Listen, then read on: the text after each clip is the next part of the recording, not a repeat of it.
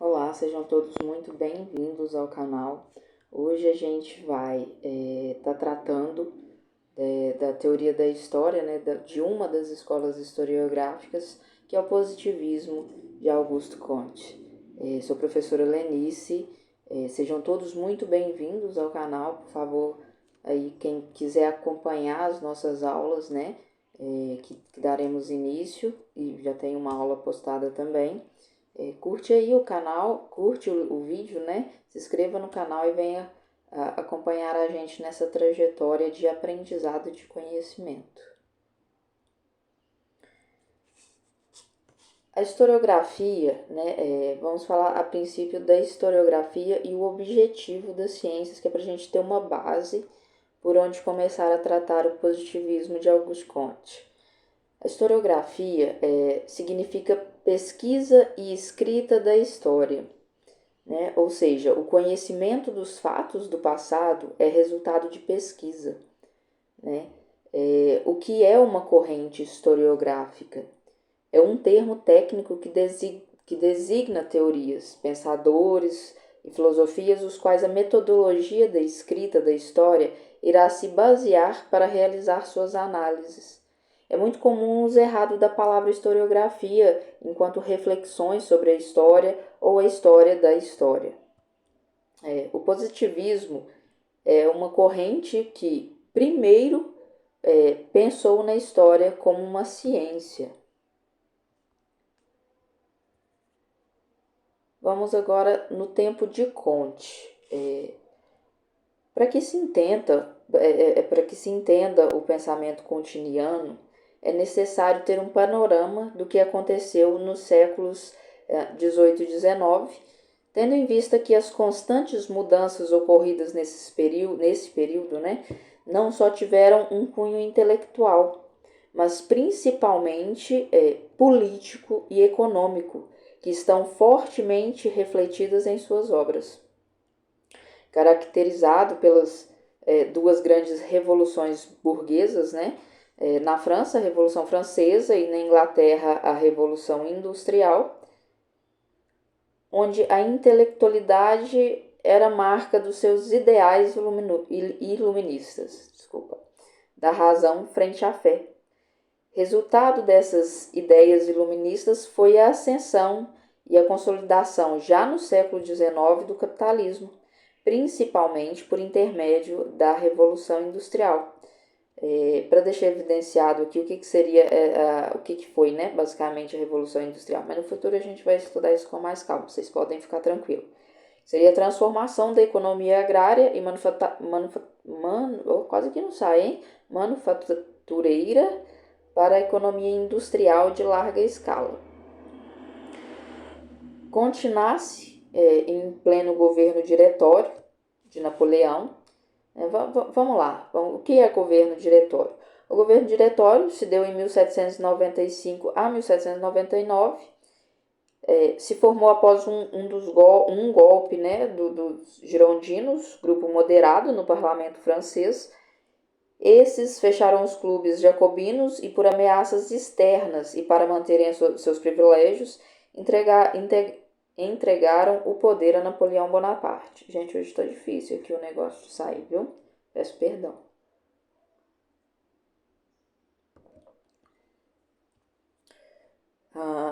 Continuasse, né, nesse governo diretório e cresceu observando as consequências dessas duas revoluções em seu país.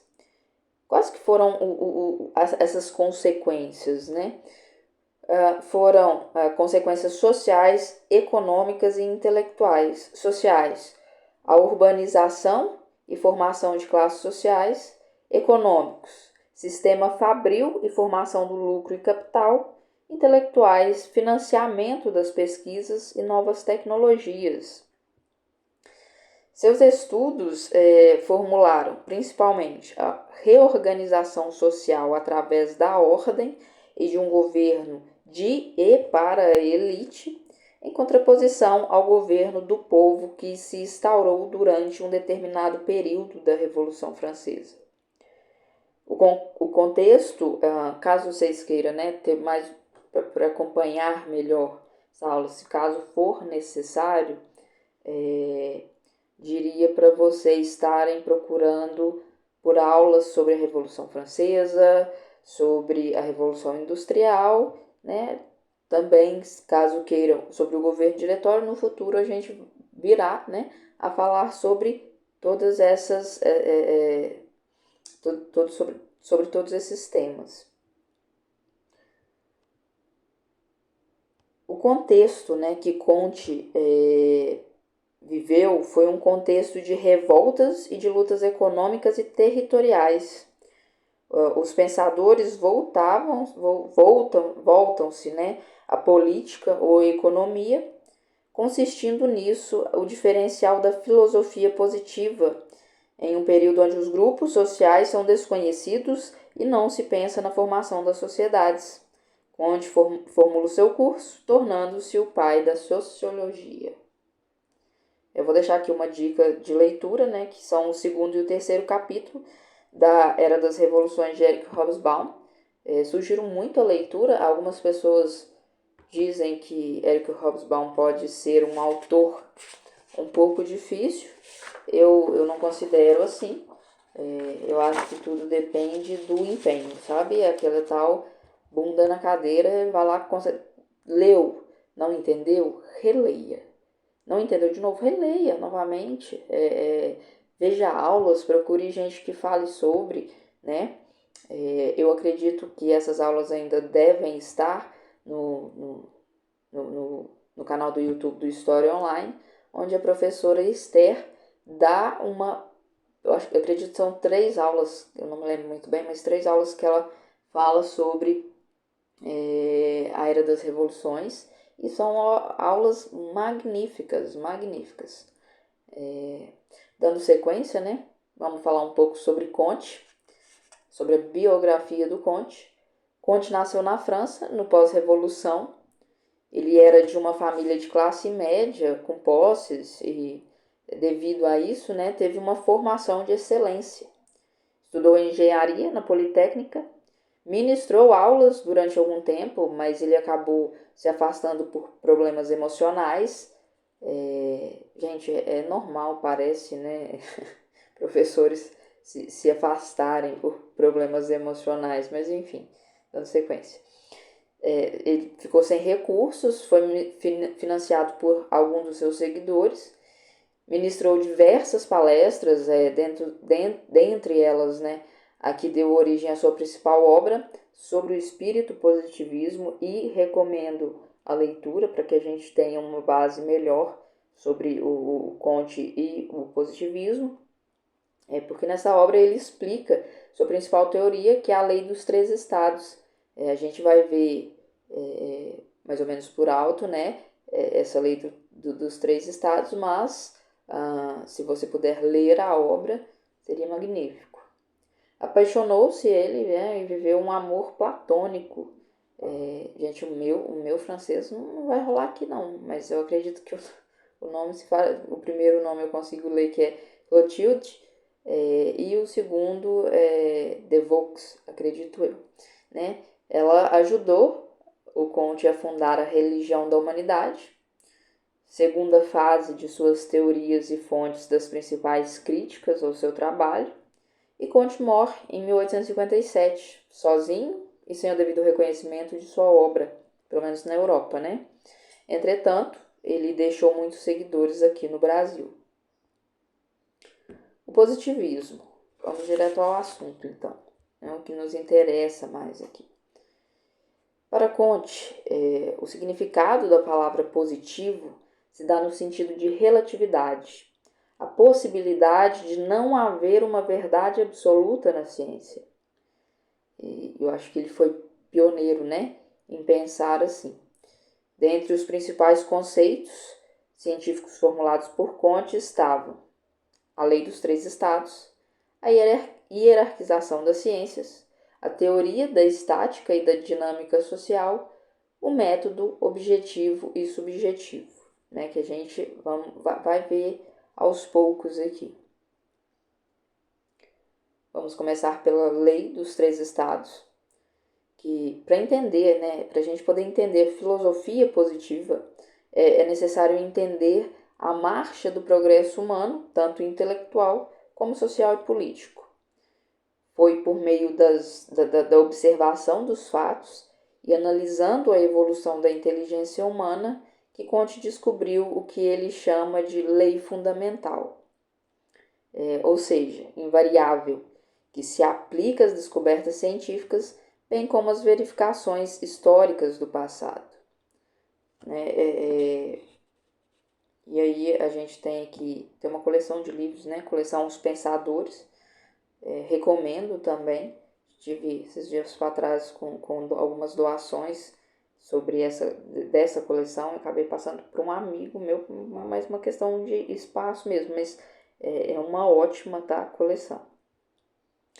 E lá nos diz: estudando, assim, o desenvolvimento total da inteligência humana em suas diversas esferas de atividade, desde seu primeiro voo mais simples até os nossos dias, creio ter descoberto uma grande lei fundamental, a que se sujeita por uma necessidade invariável e que me parece poder solidamente estabelecida, quer na base de provas racionais fornecidas pelo conhecimento de nossa organização, quer na base de verificações históricas resultantes de um exame atento do passado. A primeira constatação, né, foi a de que cada fato e ramo do conhecimento passa por 3 estados históricos diferentes. O primeiro se caracteriza como ponto de partida necessário para o desenvolvimento da inteligência humana, e o segundo é destinado a ser somente de transição para o terceiro e último estado, que é fixo e definitivo. Qual que é a importância desses 3 estados?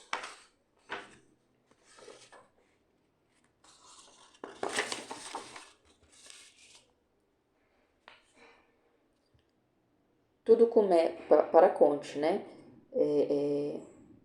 Vamos pensar no que Comte está nos dizendo. Tudo começa com efeito, sob a inspiração teológica, primeiro estado, para desembocar na demonstração positiva, terceiro estado, passando pela argumentação metafísica, segundo estado. Desse modo, uma mesma lei geral nos permite, de agora em diante, abarcar ao mesmo tempo o passado, o presente e o futuro da humanidade.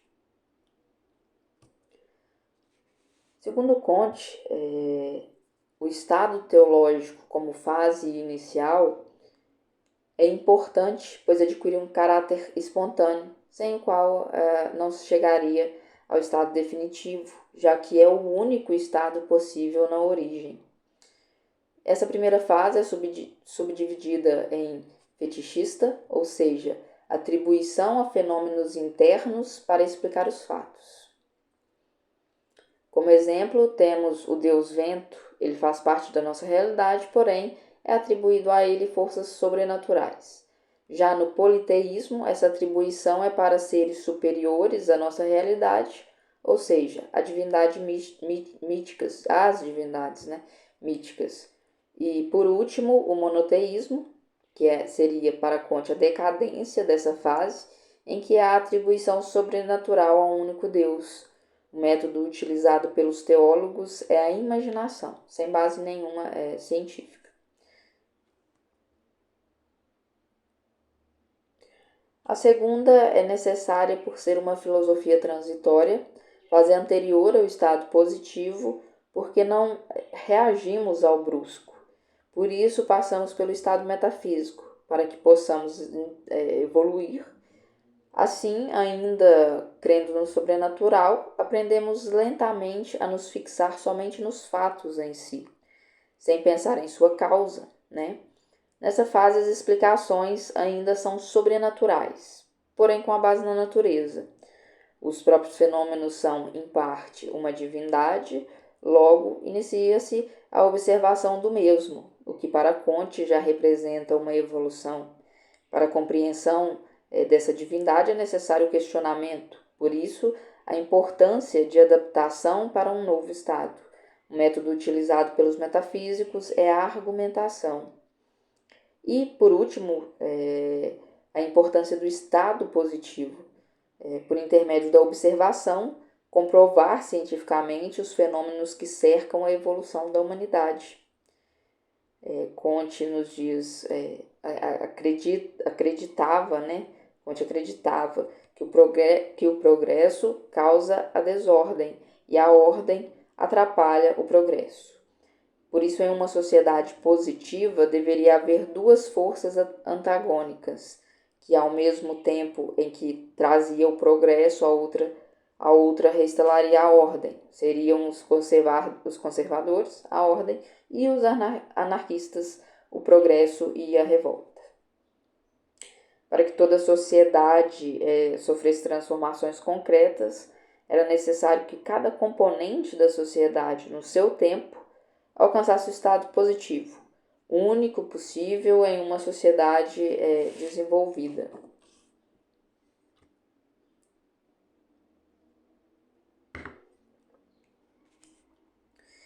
As ciências abstratas e concretas e a hierarquização das ciências. Comte apoia a divisão e a separação do conhecimento por áreas de especificidade. Ainda na coleção Os Pensadores, né, no livro sobre Comte, no estado primitivo de nossos conhecimentos, não existe nenhuma divisão regular em nossos trabalhos intelectuais. Todas as ciências são cultivadas simultaneamente pelos mesmos espíritos. Esse modo de organização dos estudos humanos, no início, é inevitável e mesmo indispensável, como teremos ocasião de constatar mais tarde. Altera-se pouco a pouco, na medida em que diversas ordens de concepção se desenvolvem. Por uma lei cuja necessidade é evidente, cada ramo do sistema científico se separa insensivelmente do tronco, desde que a crença suficientemente para comportar uma cultura, necessidade evidente, né? Desde que a crença suficientemente para comportar uma cultura isolada, isto é, quando chega ao ponto de poder ser a ocupação exclusiva da atividade permanente de alguma inteligência. Gente, essa série realmente, né, dos pensadores, ela é muito boa. A gente recomenda que, caso vocês tenham uma oportunidade, vocês também encontram, né, em PDF na internet. Seria muito bom que vocês pudessem fazer a leitura do livro, né, de Comte, para que pudesse ter um entendimento um pouco maior, né, sobre todas essas questões. Comte cria ainda uma sétima ciência, né, a moral, e essas ciências em conjunto são denominadas por Comte de hierarquização do conhecimento. Segundo Comte, é necessário para alcançar o estado positivo que a inteligência humana passe por 7 tipos de ciências essenciais para chegar ao estado científico. Agrupadas em 4 categorias, temos a física celeste, fenômenos astrológicos, a física terrestre, química e física, a física orgânica, fenômenos fisiológicos, a física social, fenômenos sociais. Nessa definição, não há o conceito de inferior e superior. Sem saber a matemática, física e química, não é possível conhecer a biologia. Dessa forma, as matérias não se substituem e se completam. Só abrangendo todos os assuntos é que será possível para a humanidade superar a fase teológica e metafísica. A ciência social é uma das únicas que mantém o elo entre o tempo lógico, a dedução, e o tempo científico, a comprovação. A necessidade de uma ciência social consiste em sistematizar o real de todos os pensamentos humanos, promover a ordem e progresso, ligar as diversas populações desenvolvidas por meio da mesma educação geral e fixar princípios na vida pública a vida privada, no julgamento e conduta intelectual. Para tanto, o Comte, né, ele formula a lei da estática e da dinâmica social como comprovação científica dos fenômenos sociais para explicar e prever, respectivamente, o presente e o futuro. A teoria da estática e da dinâmica social, numa só frase de Comte. A ciência social, isto é, a sociologia positiva, compõe-se de duas partes, uma que constrói a teoria da ordem, a sociologia estática, e outra que desenvolve a teoria do progresso, a sociologia dinâmica. Essas leis naturais estáticas e dinâmicas explicam o consenso e a evolução em toda a sociedade. A teoria da estática ou teoria da ordem estuda os comportamentos da sociedade, que independentemente do estágio, né, de evolução social e intelectual que se encontre, vão ser sempre os mesmos: família, capital, propriedade, língua, governante temporal, governante espiritual. Organizada a sociedade, a teoria da dinâmica social ou teoria do progresso estuda a evolução do indivíduo. Isto está invariavelmente relacionado com as constantes mudanças que ocorrem na sociedade por meio da evolução do conhecimento, que é contínua, consistindo nas sucessivas modificações que os elementos sociais acabam por sofrer.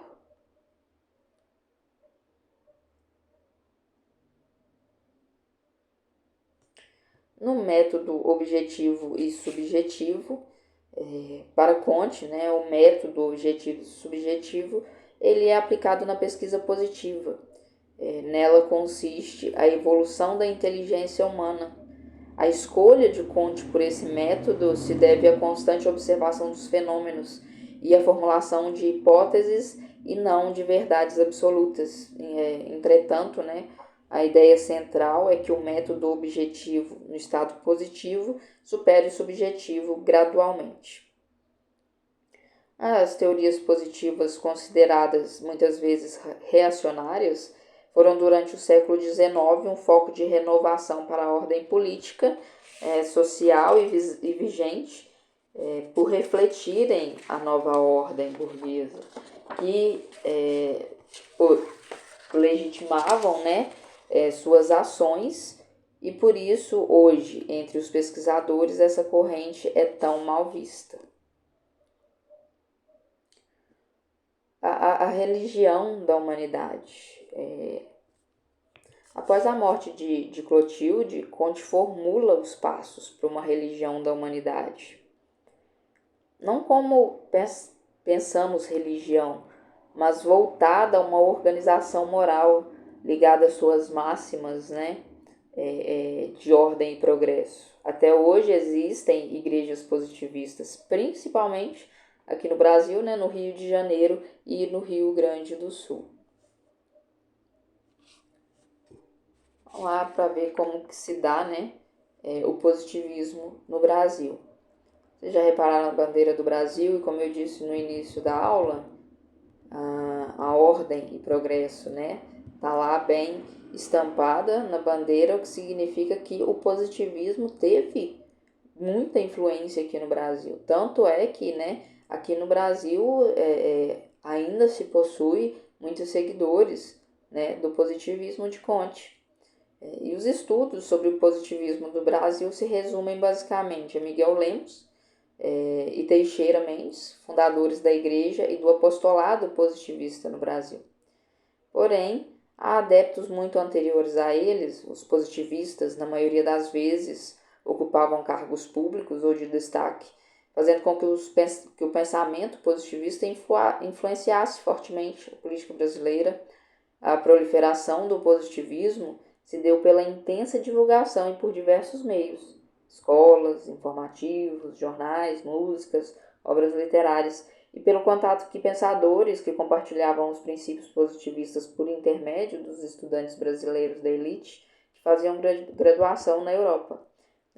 Olha que contraditório.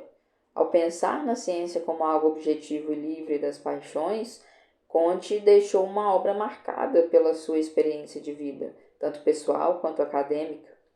Isso nos mostra que, na ciência, o método garante a seriedade da pesquisa, mas não garante que ela não seja um relato apaixonado do pesquisador. Enfim, pessoal, eu acho que a gente deu uma boa pincelada, né, aqui sobre o positivismo e eu queria que vocês pudessem se aprofundar mais, ler os capítulos sobre a Era dos Extremos. Você também encontra esse livro em PDF na internet, assim como a obra Os Pensadores, né? Que seria uma base assim para se entender bem o positivismo. Espero que essa aula tenha ajudado. Deixarei, se possível, todos os links na descrição do vídeo. E a gente finaliza essa aula do positivismo do Brasil como a aula, né, de teoria da história e a primeira escola, trataremos, né, com a primeira escola historiográfica. Na próxima aula, trataremos sobre o marxismo, né, como também teoria da história e escola historiográfica. Até a próxima.